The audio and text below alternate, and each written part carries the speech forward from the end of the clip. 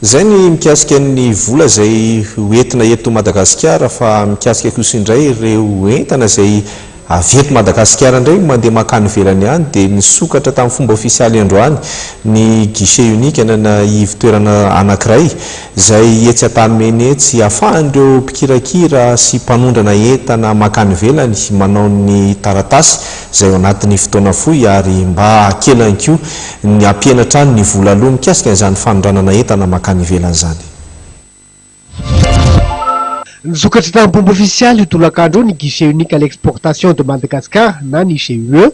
tetsy amin'ny espace conquête tetsy Antanimena. Araky ny fanazavana voaray avy ministera varotra sy ny fanjifana dia vokatry ny fiara-miasa amin'ny International Trade Board of Madagascar na ITBM sy ny ministera varotra sy ny fanjifana izy ity ho fanohitra amin'ny hisakana anatiny mikasika ny fandraisana andraikitra arabolona miteraka sakana amin'ny fanondranana entana mengy avy eto Madagasikara.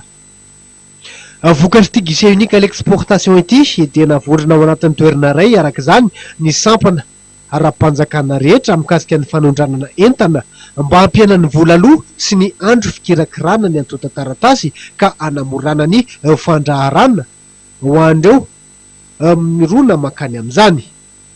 Vokatry ny fiara-miasa eo amin'ny firenena mikambana na ny PNUD ny fametrahana ity guichet unique à l'exportation ity ary manana fitaovana sy ny enti-manana rehetra ahafahana manamora ny fikirakirana ny atora taratasy mikasika ny fanondranana entana izy.